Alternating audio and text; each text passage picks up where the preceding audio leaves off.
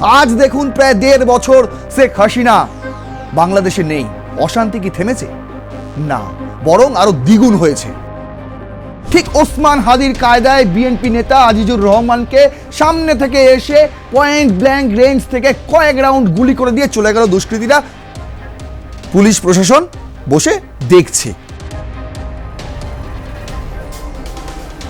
I have a plan, এই প্ল্যানই কিন্তু মাথা ঘুরিয়ে দিয়েছে অনেকে, বিশেষ করে জুলাই জঙ্গি এবং তাদের নেতা যে ডক্টর মোহাম্মদ ইউনূস অন্তর্বর্তী সরকারের মাথা হয়ে বসে আছেন, তারও ঘুম উড়ে গিয়েছে। যতই তারেক রহমান বলুন আমি সবাইকে নিয়ে চলতে চাই, সব ধর্মকে নিয়ে চলতে চাই, সমস্ত রাজনৈতিক দলকে নিয়েও চলতে যাই, যারা বাংলাদেশের হয়ে কথা বলবে, যারা বাংলাদেশের হয়ে কাজ করবে, তিনি যতই বলুক তার শত্রু কিন্তু বাংলাদেশের ভেতরেই রয়েছে। They tried to kill me several times, but I survived. You know, in a broad daylight, there was a grenade attack. তাহলে আপনাদের কি মনে হয় এই পরিস্থিতিতে দাঁড়িয়ে তারেক রহমান তিনি কি হাসিনাকে ফেরাবেন? তাহলে কি সেটাই সত্যি যেটা নিয়ে এতদিন ধরে জল্পনা চলছে? তারেক রহমানকে দেশে ফিরিয়েছে ভারত এই কারণেই, এই যুক্তিতেই যে তারেক রহমান একদিন না একদিন শেখ হাসিনাকে দেশে ফেরাবেন এবং আওয়ামী লীগকে আবারও জাতীয় রাজনীতিতে পুনঃপ্রতিষ্ঠিত করবেন এই বিএনপির তারেক রহমান।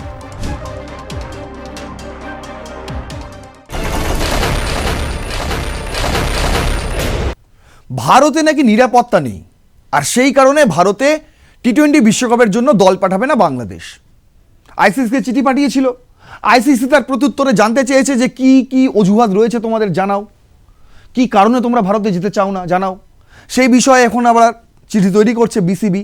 আর এরই মাঝে নৈরাজ্যের বাংলাদেশ আরও একবার প্রমাণ করে দিল যে সত্যি নৈরাজ্য এখন বাংলাদেশে বিরাজ করছে। কেন? তার কারণ আজিজুর রহমানের খুনের ঘটনা। ঠিক ওসমান হাদির কায়দায় বিএনপি নেতা আজিজুর রহমানকে সামনে থেকে এসে পয়েন্ট ব্ল্যাঙ্ক রেঞ্জ থেকে কয়েক রাউন্ড গুলি করে দিয়ে চলে গেল দুষ্কৃতীরা। পুলিশ প্রশাসন বসে দেখছে। সেনাবাহিনীকে নামিয়ে দেওয়া হয়েছে, কিন্তু ওয়াকারুজ্জামান বসে আঙুল চুষছে, এখনো পর্যন্ত দুষ্কৃতীদের গ্রেপ্তার করা যায়নি। যে কথা আমি আপনাদের বারবার বলে আসি, শেখ হাসিনা তিনি বাংলাদেশ ছেড়েছেন 2024 সালের 5ই আগস্ট। তার বিরুদ্ধে অভিযোগ ছিল তিনি নাকি স্বৈরাচার, তার আমলে সবচেয়ে বেশি অশান্ত ছিল বাংলাদেশ, এমনটাই বক্তব্য জুলাই জঙ্গিদের। কিন্তু আজ দেখুন প্রায় 1.5 বছর শেখ হাসিনা বাংলাদেশে নেই। অশান্তি কি থেমেছে? না, বরং আরো দ্বিগুণ হয়েছে, মাত্রাতিরিক্ত হয়েছে, মাত্রা ছাড়িয়ে গিয়েছে অশান্তির বাংলাদেশে, যার নবতম সংযোজন এই আজিজুর রহমানের খুনের ঘটনা। এর থেকে মুক্তি কি মুক্তি? এর থেকে মুক্তি কি করে পাবেন? শুনুন, শেখ হাসিনা জননেত্রী, তার আমলে সবচেয়ে বেশি শান্ত ছিল বাংলাদেশ। আপনি হিসাব করে দেখে নিন, 71 থেকে 75 কারা অশান্ত করেছিল? হিসেব করে দেখে নিন 75 থেকে 77 কারা অশান্ত করেছিল? হিসাব করে দেখে নিন 77 থেকে 91 থেকে 96 কারা অশান্ত করেছিল? হিসেব করে দেখে নিন 96 থেকে স্থিতিশীলতা ফিরেছিল কিনা বাংলাদেশে। বুঝতে পারছেন? হিসেব করে দেখে নিন 2009 সালের পর থেকে বাংলাদেশ কিভাবে উন্নয়নশীল দেশের তালিকায় নাম লিখিয়ে ফেলেছিল, আর আজ বাংলাদেশ কোথায়? বুঝতে পারছেন? শুধু কূটনৈতিক ময়দানে নয়, খেলার ময়দানেও বাংলাদেশ পিছিয়ে যাচ্ছে। বুঝতে পারছেন? সব দিক দিয়ে বাংলাদেশ পিছিয়ে। তাহলে এর থেকে মুক্তি কি? একমাত্র মুক্তি হচ্ছেন শেখ হাসিনা, আওয়ামী লীগ। এটা আমি বলছি না, বাংলাদেশের আপামর জনগণ তারাই বলছেন এই কথা। তারাই বলছেন যে শেখ হাসিনা যদি দেশে ফেরেন তাহলে এই সমস্ত বিশৃঙ্খলা, এই ধরনের অশান্ত পরিবেশ ক্রমেই শান্ত হয়ে যাবে। আর সেই কারণেই নাকি তারেক রহমানের সঙ্গে ভারতের কূটনীতিকদের চুক্তি হয়েছে। বুঝতে পারছেন? অনেক গোপন বৈঠক হয়েছে তারেক রহমানের সঙ্গে। তিনি দেশে ফেরার পর থেকেই একাধিক গোপন বৈঠক করেছে, আর সেই সব নিয়ে বিশাল শিরোনাম হয়েছে প্রচুর জায়গায়। শুধু বাংলাদেশি মিডিয়ায় নয়, ভারতের মিডিয়াতেও হয়েছে এই সমস্ত শিরোনাম। জয়শঙ্করের সঙ্গে তারেক রহমানের গোপন বৈঠক। বুঝতে পারছেন? অন্যদিকে এনএসআই প্রধান বাংলাদেশের, যে তার সঙ্গে তারেক রহমানের গোপন বৈঠক। এতগুলো গোপন বৈঠকের মূল ভিত্তি কি এবং এর নির্যাসই বা কি? কেন হচ্ছে এত গোপন বৈঠক? তাহলে কি সেটাই সত্যি যেটা নিয়ে এতদিন ধরে জল্পনা চলছে? তারেক রহমানকে দেশে ফিরিয়েছে ভারত এই কারণেই, এই যুক্তিতেই যে তারেক রহমান একদিন না একদিন শেখ হাসিনাকে দেশে ফেরাবেন এবং আওয়ামী লীগকে আবারও জাতীয় রাজনীতিতে পুনঃপ্রতিষ্ঠিত করবেন এই বিএনপির তারেক রহমান। তাহলে কি এটাই সত্যি? চলুন আজকে এই প্রশ্নেরই উত্তর খুঁজব আজকের এই এপিসোডে। শুরু করছি রণক্ষেত্র, আপনাদের সঙ্গে রয়েছে আমি নারায়ণ। দেখুন, আজকে আমাদের যে হেডলাইন রণক্ষেত্রের সেটা হচ্ছে তারেকের গোপন বৈঠক, একাধিক গোপন বৈঠক। কিন্তু এই সব বৈঠক করে কোনো লাভ হচ্ছে না। হচ্ছে কি লাভ হচ্ছে কি না হচ্ছে সেই প্রশ্নের উত্তর তো আমি আজকে আপনাদের দিয়েই দেবো, একদম শেষ পর্যন্ত দেখলে পেয়ে যাবেন। কিন্তু আপনাদের বুঝতে হবে অশান্তি কমছে না বাংলাদেশে। নিরাপত্তা নিয়ে, ভারতের নিরাপত্তা নিয়ে বাংলাদেশ বেশি চিন্তিত, কিন্তু নিজেদের নিরাপত্তাই সেখানে নেই তাদের, সেটা নিয়ে তাদের কোনো চিন্তা ভাবনা নেই। আসিফ নজরুল, যিনি আইন উপদেষ্টা, তিনি ক্রিকেট নিয়ে বড় বড় ডায়লগ মারেন, কিন্তু আইন দেখুন কোথায়, বাংলাদেশের আইন শৃঙ্খলা এখন কোথায়, তার জন্য কোনো জবাবদিহি করেন না আসিফ নজরুল। বলছে আমি আবার কিছুদিনের মধ্যে ঢাকা বিশ্ববিদ্যালয়ে ফিরে যাব, তখন আমি সব বিষয় নিয়ে আলোচনা করব, কিন্তু এখন আমি শুধু ক্রিকেট নিয়ে আলোচনা করব। কেন? আমি আইন উপদেষ্টা, আইন উপদেষ্টা তাই ক্রিকেট নিয়ে আলোচনা করবেন, তার বক্তব্য হচ্ছে এটা। আর অন্য বিষয় নিয়ে আলোচনা করতে পারবেন না। যে প্রেস কনফারেন্স করেছেন তিনি তাই বলেছেন, তাই তো? চলুন আজকে খতিয়ে দেখছি এই বিষয়গুলো। আজকের দিনে দাঁড়িয়ে বাংলাদেশ কোথায় দাঁড়িয়ে, এবং এই পরিস্থিতি থেকে বাংলাদেশকে মুক্তি দিতে পারেন একমাত্র শেখ হাসিনা, এমনটাই মনে করছেন বাংলাদেশের আপামর জনগণ। কিন্তু শেখ হাসিনা কতদিনে ফিরবেন? আদৌ কি ভোট হবে, নাকি ভোটের আগেই শেখ হাসিনা ফিরবেন, নাকি হাসিনা ফেরার জন্য ভোট পিছিয়ে দেওয়া হবে? কোনটা? এই সমস্ত প্রশ্নের উত্তর আমি আজকে খুঁজব।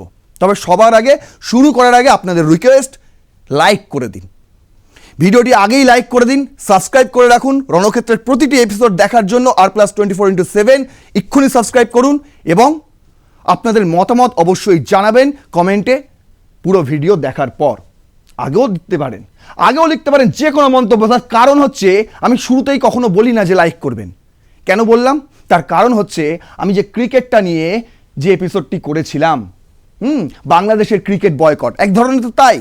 তারা আইপিএলকে ব্যান করছে মানে ক্রিকেটকেই তো ব্যান করছে, তাই না? টি-20 বিশ্বকাপকে তারা বয়কট করছে, তার মানে কি তারা ক্রিকেটকে বয়কট করছে, তাই না? এই যে এপিসোডটি আমি করেছিলাম সেই এপিসোডে ডিসলাইক প্রচুর পড়েছে, প্রচুর ডিসলাইক পড়েছে। আর এত বেশি ডিসলাইক পড়েছে, যারা আমার ভিডিও দেখেন, রণক্ষেত্র ভিডিও দেখেন, তাদের কাজ পর্যন্ত এই ভিডিও পৌঁছয়নি। সেই কারণে ভিউজের পরিমাণও অনেক কম, বুঝতে পারছেন? আর যারা আমাদের নিয়মিত দর্শক, তাদের উদ্দেশ্যে আমি তাই বলতে চাই, যারা এই ধরনের ডিসলাইক করছে, যারা এই বিষয়গুলোকে, যেগুলো সত্যি কথা বলে দিচ্ছি, যাদের হজম হচ্ছে না, গায়ে ফোসকা পড়ে যাচ্ছে, তাদেরকে বিট করতে পারেন আপনারাই লাইক করতে পারেন এই ভিডিওটি। কি যারা ডিসলাইক করছে তারা নিচে নেমে যাবে, তাদেরকে ঢাকা দিয়ে দিন।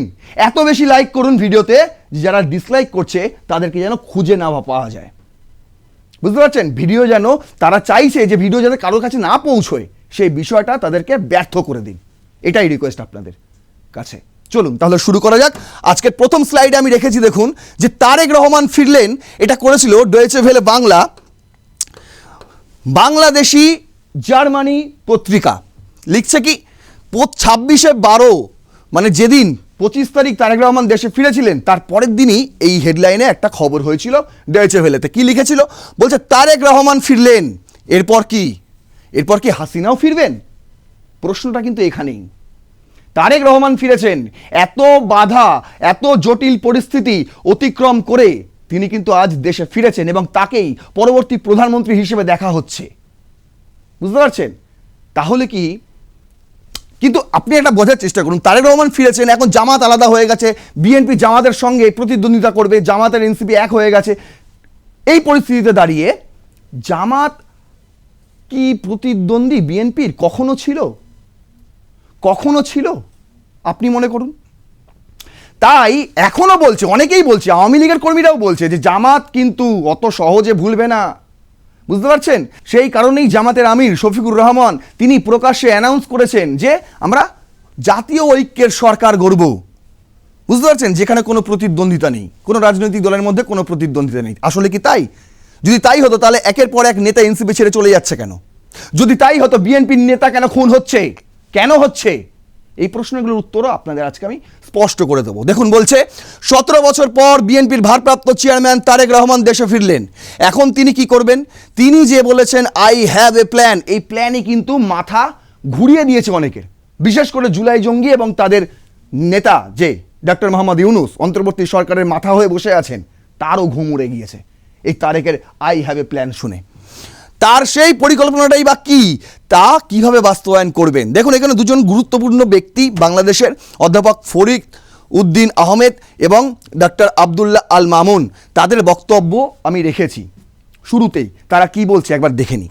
বলছে মানুষের প্রত্যাশার পারদ এখন অনেক উপরে। তারেক রহমান বড় ইমেজ নিয়ে দেশে ফিরে এসেছেন, তার প্রতি দেশের মানুষের প্রত্যাশার পারদ এখন অনেক উপরে, আর তার বক্তৃতা সেই প্রত্যাশা আরও বাড়িয়ে দিয়েছে। বিশ্লেষকরা বলছেন এখন তাকেই সেই জনপ্রিয়তা ধরে রাখার জন্য কাজে প্রমাণ দিতে হবে। অধ্যাপক ফরিদ উদ্দিন আহমেদ বলছেন তাকে সবার নেতা হতে হলে তো দলীয় স্বার্থের ঊর্ধ্বে উঠতে হবে। সেটা তিনি কতটা পারেন সেটাই দেশের মানুষ দেখবে। অন্য দলের প্রতি তার আচরণ, তার দলের বিরুদ্ধে অভিযোগ, মানে তার দলের বিরুদ্ধে যাদের বিরুদ্ধে অভিযোগ আর কি, তাদের বিরুদ্ধে তিনি কি ব্যবস্থা নেন সেটাও দেখার রয়েছে। আমার মনে হয় তারেক রহমানকে নির্বাচনের আগেই তার দলকে পুনর্গঠন করতে হবে। কিভাবে করবেন? প্রতিদিন যদি এক এক করে এই ধরনের ঘটনা ঘটে, ওসমান হাদি, তারপর আজিজুর রহমান, এই ধরনের, মানে আজিজুর রহমান তো ঘরের ছেলে বিএনপির, বুঝতে পারছেন, খুন করে দেওয়া হলো, তাহলে দল কি করে পুনর্গঠন করবেন? কিভাবে সম্ভব?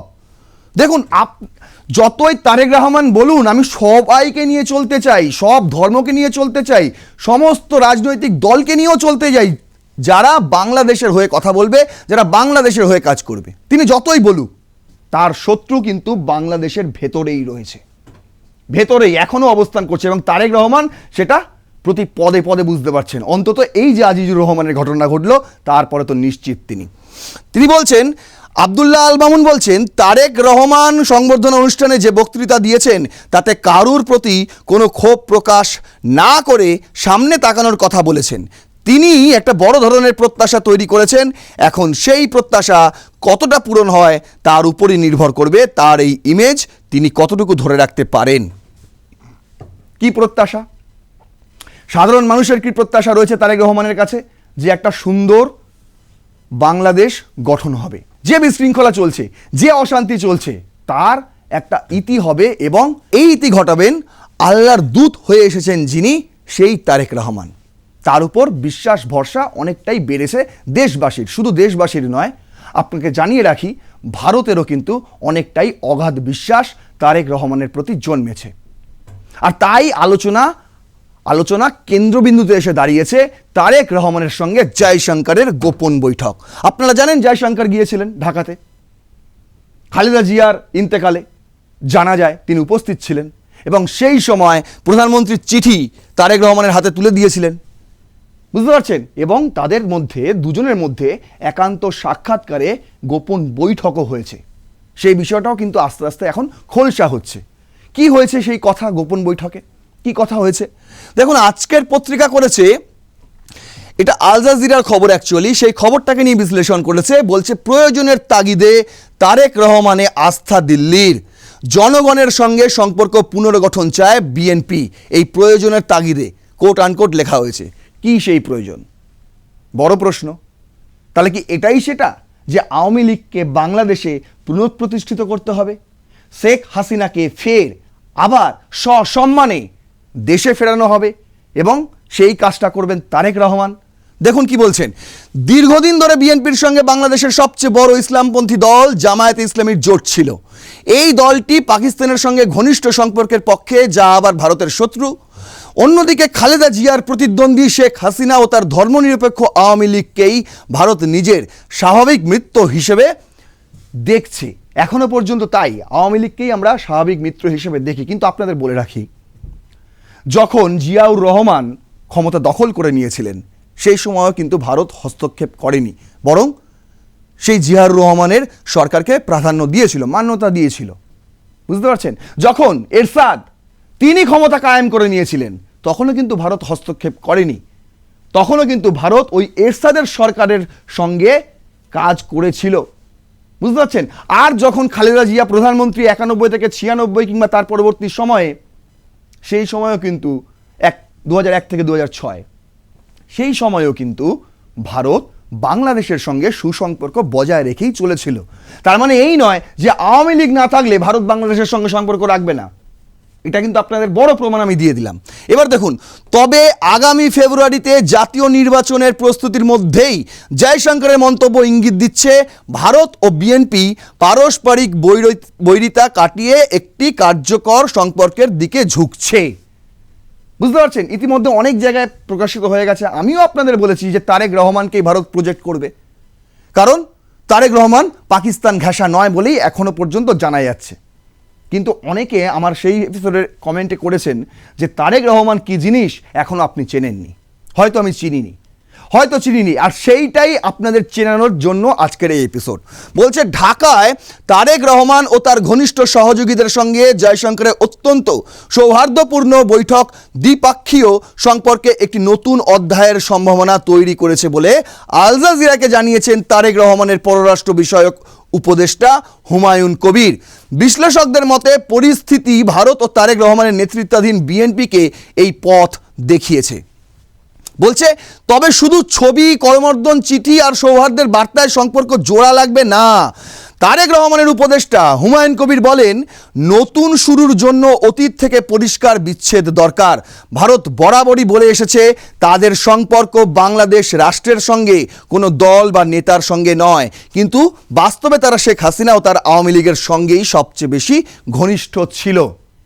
এটা তাদের বক্তব্য, বিশেষ করে তারেক রহমানের যিনি উপদেষ্টা হুমায়ুন কবির, তার বক্তব্য। তিনি বলছেন যে ভারত সবসময় আওয়ামী লীগ এবং হাসিনাকেই বিশ্বাস করেছে, অন্যদের সময় কোনো ঝামেলা করেনি, কোনো বাজে ব্যবহার করেনি, কিন্তু বিশ্বাসও নাকি করেনি। এটাই তার বক্তব্য। তাই তিনি বলছেন, হুমায়ুন কবিরের ভাষায় হাসিনার শাসনামলে ঢাকা নয়াদিল্লির পোষা কুকুরে পরিণত হয়েছিল। আদৌ কি তাই? তিনি বলছেন এটা। তিনি বলছেন তারেক রহমান ক্ষমতায় এলে বাংলাদেশ ভারত ও চীনের মতো আঞ্চলিক শক্তির সঙ্গে সমদূরত্ব বজায় রেখে বাংলাদেশ ফার্স্ট নীতি অনুসরণ করবেন। তার ভাষায় হাসিনা নিজের অপরাধকে বৈধতা দিতে ভারতকে ব্যবহার করেছেন, তাই মানুষের মধ্যে ভারতের প্রতি তীব্র বিরাগ তৈরি হয়েছে। তার দাবি, জুলাই 24-এর বিপ্লবের পরে নতুন বাংলাদেশে হাসিনাকে সন্ত্রাসী হিসাবেই দেখা হয়। কিন্তু দাদা আপনাকে আমি বলে দিই, হুমায়ুন কবির যিনি আছেন এই মুহূর্তে, আপনি তো নিজের জানি না আপনি কতটুকু জনমত নিয়েছেন, কতটুকু সার্ভে করেছেন, ঠিক আছে? আপনাদের প্রথম আলো, আপনাদেরই এই আজকের পত্রিকার মতন বিভিন্ন, এবং বিবিসি বাংলা থেকে শুরু করে ডয়েচে ভেলে জার্মানি, তাদের যে বাংলা সংস্করণ, এই প্রত্যেকটা সংবাদ মাধ্যম মিডিয়া তারা যে সার্ভে করেছে, সেখানে কিন্তু স্পষ্ট সাধারণ মানুষ, দেশের আপামর জনগণ, তারা কিন্তু শেখ হাসিনার প্রত্যাবর্তন চায়, এবং ফাঁসির কাঠে ঝুলে যাওয়ার জন্য নয়, সসম্মানে শেখ হাসিনার প্রত্যাবর্তন চায়, এবং সক্রিয় রাজনীতিতে আবার তার ভূমিকা সবাই এক্সপেক্ট করে। আপনাদের আমি দেখিয়েছিলাম না সেই সার্ভে, প্রথম আলোর সেই সার্ভে, যেখানে মানুষ বলছে যে হ্যাঁ, শেখ হাসিনা যদি ক্ষমা চেয়ে নেন তাহলে স্বাগত, ওয়েলকাম। বুঝতে পারছেন? দেখুন এখানে দাঁড়িয়ে কতজন শেখ হাসিনাকে সন্ত্রাসী বলে মানে আমার সন্দেহ রয়েছে। ওই জুলাই জঙ্গিরা ছাড়া হয়তো আর কেউ মানবে না। তার কারণ শেখ হাসিনা বাংলাদেশের জন্য যা করেছেন, গত 15 বছরে শেখ হাসিনা বাংলাদেশকে যেভাবে শীর্ষে তুলেছেন, আর কোনো লিডার, কোনো নেতা, কোনো নেত্রী সেই কাজ করে দেখাতে পারেনি আজ পর্যন্ত। এটা গ্যারেন্টি দিয়ে বলা যেতে পারে। আর তাই সাধারণ মানুষ, বাংলাদেশের সাধারণ মানুষও কিন্তু চাইছে শেখ হাসিনাই আবার ফিরুক, তাহলে এই অশান্ত পরিবেশ আবার শান্ত হবে। বলছে তারেক রহমান ক্ষমতায় এলে হাসিনার প্রত্যর্পণের দাবিতে ভারতকে চাপ দেওয়া হবে বলেও জানান হুমায়ুন কবির। তিনি বলেন, ভারতে তাকে আশ্রয় দেওয়ায় দ্বিপাক্ষীয় সম্পর্কের দায়ভার নয়াদিল্লির কাঁধে চাপিয়েছে। আমি মানলাম, ঠিক আছে। দেখুন উনি বলছেন যে যখন তারেক রহমান একটা স্টেবল জায়গায় চলে আসবেন, মানে ধরে নিলাম প্রধানমন্ত্রী হয়ে যাবেন, তারপর নাকি তিনি ভারতের কাছে চাপ বাড়াবেন এই কথা বলে যে একজন মৃত্যুদণ্ড প্রাপ্ত একজন আসামিকে কেন ভারত রেখে দিয়েছে, তাকে প্রত্যর্পণ করুন, এই দাবি নাকি তারেক রহমান তুলবেন এবং জোরালো করবেন। এটা তার উপদেষ্টা হুমায়ুন কবিরের বক্তব্য। দেখুন কি বলছে, একই কথা বলছে একই কথা বলছে বাংলাদেশি জার্নালিস্ট সালিম সামাদ। তিনি বলছেন that the deceased former prime minister of Bangladesh Khaleda Zia's son Tarique Rahman might ask for extradition of Sheikh Hasina. তিনিও একই কথা বলছেন। কি বলছেন তিনি আর? Samad while talking to ANI said that Rahman will probably win the February election and will have the trump card of extradition। বলছে তিনি সম্ভবত এই ফেব্রুয়ারি নির্বাচনে তিনি জিতবেন এবং এতটাই আসনে তিনি জিতবেন এবং বিএনপি এতটাই জনসমর্থন পাবে যে তারেক রহমানই হবেন পরবর্তী প্রধান বাংলাদেশে এবং তারপর তার কাছে এই হাসিনার প্রত্যর্পণ একটা ট্রাম্প কার্ড হয়ে উঠবে। এটা কার বক্তব্য? এটা বাংলাদেশি জার্নালিস্ট সালিম সামিদ, ইনি যাকে বাংলাদেশিরা আওয়ামী লীগ পন্থী বলেই মনে করেন। তিনি বলছেন if you talk about it in the future it will be very difficult because Tariq Rahman may ask India that the relationship would be at a heightened relationship, but he will definitely ask for the extradition of Sheikh Hasina. That will be Tariq Rahman's one of the trump cards after he became the prime minister, he said. যখন তিনি প্রধানমন্ত্রী হয়ে যাবেন তিনি অবশ্যই শেখ হাসিনাকে প্রত্যর্পণের জন্য ভারতের উপর চাপ সৃষ্টি করবেন। এটা হচ্ছে আওয়ামী লীগ পন্থী হিসেবে পরিচিত এই সালিম সামাদ যে সাংবাদিক, তার বক্তব্য। কেন? তাহলে কি হাসিনাকে ফেরাবেন না তারেক রহমান? দেখুন, এই ANI পডকাস্টে শেখ হাসিনা একটা মন্তব্য করেছেন, বিশেষ করে বিএনপিকে নিয়ে এবং তারেক রহমানকে নিয়ে। তারেক রহমানের নাম তিনি নেননি, কিন্তু যে মন্তব্য তিনি করেছেন সেটা কিন্তু অত্যন্ত যুক্তিযুক্ত, অত্যন্ত গুরুত্বপূর্ণ এবং চাঞ্চল্যকর। আগে শুনুন, তারপর বলছি। True, they tried to kill me. Yes. Several times. Yeah. But I survived. You know, in a broad daylight, there was a grenade attack. Yeah. I don't know how I was survived, but our party leaders, workers, they just cover me, made a human shield. So they receive all the splinter, but I was totally safe. Then there was an open fire at in my meeting. I survived. They placed a huge bomb in my meeting place. Another, somehow it was discovered by just a simple person, a T-man. Yeah. So I survived. I don't know. It's you can ask God, Allah. Allah is helping me, perhaps, or maybe Allah has given me some job to do. But point is about opposition. Look, in our country, like BNP, Jatiya Party, both the party was formed by a military dictator. First they took over power, then they become politician and just change the dress and become political leader, and they form government when they were in power. So sitting in power, when anybody form any party, usually they don't have that connection with the downtrodden people, common people. But Awami League is a party, you can say that's in subcontinent, Awami League is the oldest political party. That 1949 this party was formed. So we have our our main root and our main power is our people. হাসিনার মূল্যায়ন আজকের যে BNP, সেই BNP আসলে আওয়ামী লীগেরই একটা অংশ এবং জোর করে সেই ক্ষমতা হাইজ্যাক করে নেওয়া হয়েছিল। বুঝতে পেরেছেন? সেই সময় জিয়াউর রহমানের গায়ে সেনা প্রধানের ড্রেস ছিল। পরবর্তীকালে তিনি সেই ড্রেস চেঞ্জ করে নেন এবং রাজনীতিতে প্রবেশ করেন, নতুন দল গড়েন।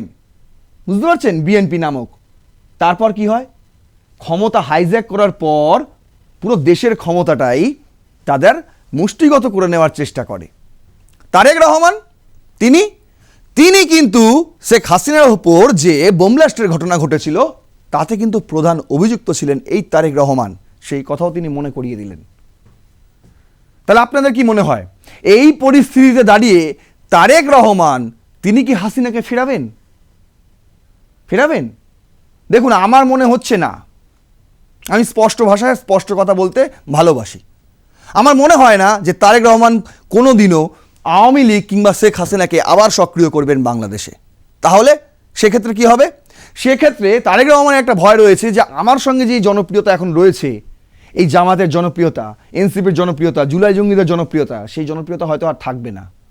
সেই ভয় তাকে কুকড়ে কুকড়ে খাচ্ছে, আর সেই কারণেই তিনি এই ডিসিশন হয়তো নেবেন না। কিন্তু তার উপর চাপ সৃষ্টি রয়েছে, তার উপর চাপ সৃষ্টি করা হয়েছে যে তিনি যাতে হাসিনাকে বাংলাদেশে ফেরান এবং সসম্মানে ফেরান। শুধু তাই নয়, আওয়ামী লীগকে আবার সক্রিয় রাজনীতিতে অন্তর্ভুক্ত করান। এই চাপ তার মধ্যে অবশ্যই রয়েছে। দেখুন, এই চাপ রয়েছে বলেই তার সঙ্গে দেখা করতে যায় এনএসআই চিফ। এনার নাম আবু মোহাম্মদ সরওয়ার ফরিদ। ইনি হচ্ছেন বাংলাদেশের NSI chief. Quietly meets BNP president Tarique Rahman. North ইস্টের এই খবরটি করেছেন চন্দন নন্দী, যেটা নিয়ে প্রচুর বিতর্ক হচ্ছে। কি বলছেন তিনি? বলছেন, for the first time in Bangladesh history a serving head of an intelligence agency today met newly appointed Bangladesh Nationalist Party chairman Tariq Rahman not at the latter's home but right inside the party's Gulshan headquarters in Dhaka. ঢাকায় যে গুলশানে যে headquarter রয়েছে সেখানে তিনি নিজে থেকে যান তারেক রহমানের সঙ্গে দেখা করতে। সবাই বলছে ওই যে শোক বই বার করেছে না বিএনপি খালেদা জিয়ার জন্য, সেই শোক বইতে তিনি নাকি সাইন করতে গিয়েছিলেন। মানলাম, কিন্তু এই প্রথম কোনো সামরিক ক্ষেত্রের লোক, কোনো ন্যাশনাল সিকিউরিটি ইন্টেলিজেন্সের লোক প্রথমবার কোনো রাজনৈতিক দলের হেডকোয়ার্টারে ঢুকছে, প্রবেশ করছে। কারণ কি? তার জন্য জানতে হবে ইনার পরিচয়। ইনি কে? বলছেন, national security intelligence NSI director general major general Abu Mohammad Sarwar Farid drove over the BNP office at 12:15 p.m. and was closed with the Tariq Rahman's still recovering from the loss of his 18 years old mother and former Prime Minister Begum Khalida Jia till 1:21 p.m. 12:15 থেকে 1:21 পর্যন্ত তাদের মধ্যে নাকি কথা হয়েছে। খালেদা জিয়াকে নিয়েও কথা হয়েছে। আর কি কথা হয়েছে শুনুন। ইনি হচ্ছেন সেই ব্যক্তি যেই ব্যক্তিকে ডক্টর মোহাম্মদ ইউনুস আসার পরপরই অ্যাপয়েন্ট করেছিল। এই যে লিখেছে, major general Farid who was appoint NSI DG on August 13, 2024।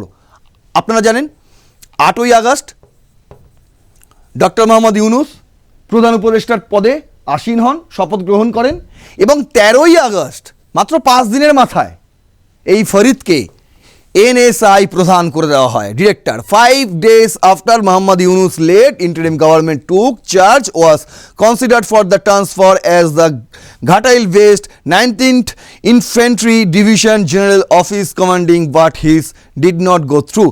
এরপরও তার একটা ট্রান্সফার হয়েছিল, বুঝতে পারছেন? এই যে ঘাটাইল বেস্ট 19th ইনফ্যান্ট্রি ডিভিশনে, কিন্তু সেটা লাগু হয়নি শেষ পর্যন্ত। মানে বুঝতে পারছেন, তাকে আর যেতে হয়নি। মানে তিনি যে পদে রয়েছেন সেই পদেই তিনি বসে আছেন। কেন, কিভাবে? তার কারণ তিনি সেই ব্যক্তি, আপনারা জেনেছেন তো যে 25 জন সেনাবাহিনীর বিরুদ্ধে অভিযোগ আনা হয়েছিল 2024-এ বিপ্লব, সেই কী সব জুলাই বিপ্লব বলে তারা, ওই জুলাই বিপ্লবের সময় যে 25 জন সেনাবাহিনী কর্মকর্তার বিরুদ্ধে অভিযোগ আনা হয়েছিল, তাদের মধ্যে প্রায় 15 জন না 12 জন গ্রেপ্তারও। তাদের বিরুদ্ধে অভিযোগ এনেছিলেন ইনি, গ্রেপ্তার করেছিলেন ইনি, বুঝতে পারছেন? আর এখন তিনি নিজে সাধু সাজতে চাচ্ছেন। মানে ডক্টর মোহাম্মদ ইউনুসের কোলে বসে আছেন, দেখতে পাচ্ছেন যে ক্ষমতায় চলে আসছে বিএনপি, তাই একটু বিএনপির দিকে ঘেঁচতে হবে, বুঝতে পারছেন? এবং তাকে গিয়ে বলতে হবে যে তারেকবাবু দেখুন, হাসিনা কিন্তু খুবই স্বৈরাচারী ছিলেন একজন। তার আমলের যারা সেনাবাহিনীর কর্মকর্তা ছিল, প্রশাসনিক মহলে যারা ছিল, সচিব লেভেলের, আমলা লেভেলের যারা ছিল, তারা কিন্তু সকলেই স্বৈরাচার। এখনও ঢুকে বসে আছে এরকম অনেক স্বৈরাচার সিস্টেমের ভেতরে, তাদেরকে বার করতে হবে। এই সমস্ত কথা তিনি তারেক রহমানকে গিয়ে বলেছেন। আমি বলছি না। দেখুন বাংলাদেশি সাংবাদিক সাফিন রহমান তিনি বলছেন এই বৈঠক গোপনই নয় বরং প্রকাশ্যে হয়েছিল। দেখুন বাংলা আউটলুক করেছে, এডিটর স্পিক সাফিন রহমান, তিনি এই বাংলা আউটলুকের এডিটর। তিনি বলছেন Tarique Rahman's public meeting with the NSI chief was routine, why recast it as a secret one then. কেন গোপন বলা হচ্ছে? এটা তো প্রকাশ্যে করেছে, সবার সামনে পাবলিক মিটিং করেছেন NSI চিফের সঙ্গে, তার বক্তব্য এটা। এবং পাবলিক মিটিং করে তিনি তারেক রহমানকে বোঝাতে চেয়েছেন যে এখনও কিছু স্বৈরাচারের অংশ এই সিস্টেমের ভেতরে ঢুকে বসে আছে, তাদেরকে বার করতে হবে। এই বক্তব্য তিনি পাবলিক মিটিংয়ে বলেছেন। আতঙ্ক কতটা গ্রাস করেছে বুঝতে পারছেন? তাদের মনেও একটা ভয় আছে, এই তারেক রহমান না কি করছে ভগবান জানে, শেখ হাসিনাকে না আবার ফেরত নিয়ে চলে আসে, তাই এইসব কর্মকাণ্ড ঘটাতে হচ্ছে তিনি বলছেন। আর যখন এটা ভারতীয় মিডিয়া নর্থ ইস্ট, এই যে দেখালাম নর্থ ইস্ট নিউজ, তারা যখন বলছে এই বৈঠক গোপনে হয়েছে, বুঝতে পারছেন, এই বৈঠক গোপনে হয়েছে, হতে পারে অনেক কথা যেগুলো মানুষ জানে না, সেই কথা তারেক রহমানের কাছে তিনি বলেছেন। এটাও হতে পারে তার যে বদলি, সেই বদলি রখার জন্য তিনি তারেক রহমানের সঙ্গে গিয়ে কথা বলেছেন যে দাদা দেখুন আমাকে যাতে এখান থেকে সরানো না হয়। বুঝতে পারছেন, তিনি তো বুঝতে পারছেন যে বিএনপি আসছে ক্ষমতায়। তাই দেখুন কি বলছে, on the day Major General Sarwar Farid arrived the BNP office, the Inspector General of Police and the Dhaka Metropolitan Police Commissioner, ambassadors from the 3 countries and representatives from 4 others had already signed the condolence book earlier that day. এই যে শোক বই, বাংলাদেশি সাংবাদিক সাফিন রহমান তিনি বলছেন এই শোক বইয়ে সই করার জন্যই একে একে সবাই এসেছিলেন, তাই এবার সারওয়ার ফরিদও এসছেন। তিনি বলছেন অ্যাট 2:40 PM, নর্থ ইস্ট কি বলেছিল 12:15 নাগাদ এসছেন এবং বৈঠক হয়েছে 1:21 পর্যন্ত। বাংলা আউটলুক বলছে যে 2:40 নাগাদ তিনি এসছিলেন। এই গল্পটা হচ্ছে গত শনিবারের 2:40 নাগাদ তিনি এসেছিলেন। Major general Farid arrived in his official vehicle, এবং অফিসের গাড়ি করেই এসেছিলেন, following standard protocol to perform the same duty. While মানে সেম ডিউটি মানে কি, এই যে এই কন্ডোলেন্স বুকে সই করার জন্য, বুঝতে পারছেন কি বলছে। While he was inside the BNP office, Tarique Rahman was informed of his presence. Tarek stepped out, asked to confirm his identity and briefly greeted him according to multiple sources in the BNP office. বলছেন তিনি যখন এসে অফিসের সামনে দাঁড়ান তখন তারেক রহমান নিজে থেকে অফিসের বাইরে বেরিয়ে আসেন এবং সেখানে তাদের মধ্যে আলাপ হয় এবং তাকে নিয়ে অফিসের ভেতর ঢুকে যান তারেক রহমান। তিনিও স্বীকার করলেন যে ঢুকে গিয়েছিলেন। এবার বলছে this exchange conducted openly at a party office in delight is the entirety of what has since been portrayed as a secret meeting. বলছে দিনের আলোয় প্রকাশ্যে তাদের মধ্যে কথোপকথন হয়েছে, কিন্তু কিছু কিছু লোকজন বিশেষ করে ভারতীয় মিডিয়াগুলি এটাকে গোপন বলছে। তার কারণ কি বলছে দেখুন, the initial application of the claim came from the north east news portal and the news was written by Chandan Nandi, a journalist whose family and professional background have drawn scrutiny in Bangladesh political circles.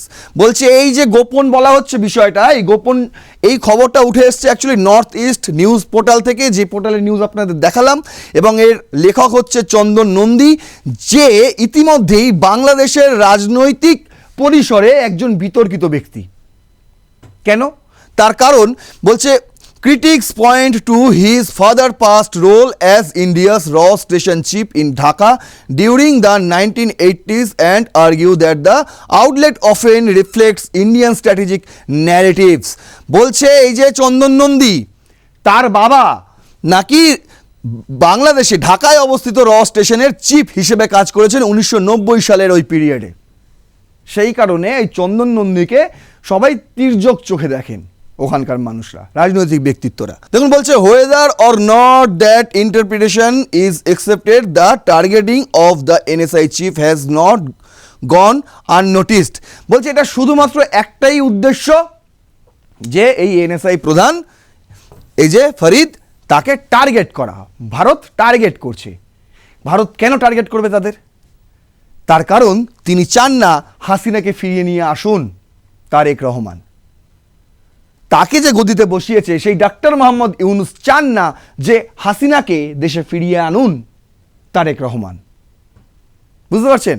তাই তারেক রহমানের কান ভরতে তিনি গিয়েছিলেন। তিনি বলে এসছেন যে দেখুন এখানে এখনও আছে যে among military appoint agency heads the director general of NSI occupy a uniquely sensitive position his prominence has grown supports says because of an unusual aggressive intern overall and the agency including sideline officers previous Awami League government. বিষয়টা এমন যে এখন দুভাগে ভাগ হয়ে গেছে বাংলাদেশ, দুভাগে ভাগ হয়ে গেছে, পুরোপুরি দুভাগে ভাগ হয়ে গেছে। কেউ বলছে যে ভারতই দায়ী যে আমরা ক্রিকেট খেলতে যাব না সেই কারণে, আবার কেউ বলছে বাংলাদেশ বেশি ঘ্যাম দেখাচ্ছে। এত কিসের ইগো ভাই? বুঝতে পারছেন? এমন ভাগ হয়ে গেছে। কেউ বলছে যে হাসিনাই পারে একমাত্র বাংলাদেশকে শান্ত করতে, আবার কেউ বলছে শেখ হাসিনাই ছিলেন সবচেয়ে বড় স্বৈরাচারী। বুঝতে পারছেন? কেউ বলছে তারেক রহমানই হবেন পরবর্তী প্রধানমন্ত্রী, আবার কেউ বলছে যে জামাতে ইসলামী পরিচালনা করবে বাংলাদেশের সরকার। এরকম দুভাগে ভাগ হয়ে গেছে এখন বাংলাদেশ। আপনি ভাবুন আপনি কোন দলে? তাহলে পুরো বিষয়টা খোলসা হয়ে যাবে আপনার কাছে। আপনি বলুন আপনি কি চান, তাহলে পুরো বিষয়টা আপনার জন্য আরো সহজ হয়ে যাবে। বুঝতে পারছেন? আপনি কি চান শেখ হাসিনা দেশে ফিরুক? আপনি কি চান বাংলাদেশে এই অশান্তির শেষ হোক? দেখুন, আপনি কি চান বা আমি কি চাই বা আদার্স লোকজন বাংলাদেশের আপামর জনগণ কি চায় সেসবের ধার ধারেন না এই অন্তর্বর্তী সরকার, এই জুলাই জঙ্গিরা। বরং তারা এই দেশটাকে এখন মগের মুলুক ভেবে বসেছে। তাই কি বললাম? মগের মুলুক বললাম? না না না, ভুল বললাম। মবের মুলুক ভেবে বসেছে। তাই যেখানে সেখানে তারা চায় যে যেখানে সেখানে যখন তখন মব লিঞ্চিং হোক। বুঝতে পারছেন? ওই যে পিনাকি ভট্টাচার্যের বক্তব্য অনুযায়ী তারা এখন নতুন বিপ্লব সরকার চায়। না না না, বিএনপির সরকার তারা চায় না। জুলাই জঙ্গিরা বিএনপির সরকার চায় না। বুঝতে পারছেন? আর সেই কারণে জামাতের সঙ্গে গিয়ে এনসিপি জোট করে। যারা এনসিপির এই সমর্থনকে মেনে নিতে পারেনি তারা তালিকা দিয়ে মানে একদম পর পর পর পর ধারাবাহিকভাবে কুইট করছে এনসিপি, ধারাবাহিকভাবে। অন্যদিকে বাংলাদেশের অন্তর্বর্তী সরকার উঠে পড়ে লেগেছে এখন ভারতের বিরুদ্ধে ক্রিকেট নিয়ে। তারই মাঝে ঘটে গেল আবারও একটা ওসমান হাদির মতন ঘটনা। এই সব কিছু কিন্তু এক সূত্রে বাঁধা, আপনাকে বুঝতে হবে। এক সূত্রে বাঁধা, কোনোটার সঙ্গে কোনোটার আলগা নেই, সবটাই কিন্তু বেঁধে রয়েছে একটা ঘটনার সঙ্গে আর একটা ঘটনা যুক্ত। আর এই যোগসাজোগটা কারা তৈরি করছে, কারা? এটাই হচ্ছে সবচেয়ে বড় প্রশ্ন। এই প্রশ্নের উত্তর যদি আপনি খুঁজে পান তাহলে অবশ্যই লিখুন কমেন্ট বক্সে, এবং আপনাদের মতামত অবশ্যই জানান যে এই বাংলাদেশের এই অশান্ত পরিস্থিতি থেকে, এই বিশৃঙ্খলা থেকে বাংলাদেশের মুক্তি হবে কিভাবে। সেই প্রশ্নের উত্তরও আপনারা কমেন্টে লিখুন। ভিডিওটি ভালো লাগলে অবশ্যই শেয়ার করুন, লাইক করুন এবং সাবস্ক্রাইব করুন আর প্লাস নিউজ 24/7। দেখতে থাকুন রণক্ষেত্র। জয় হিন্দ, বন্দে মাতরম।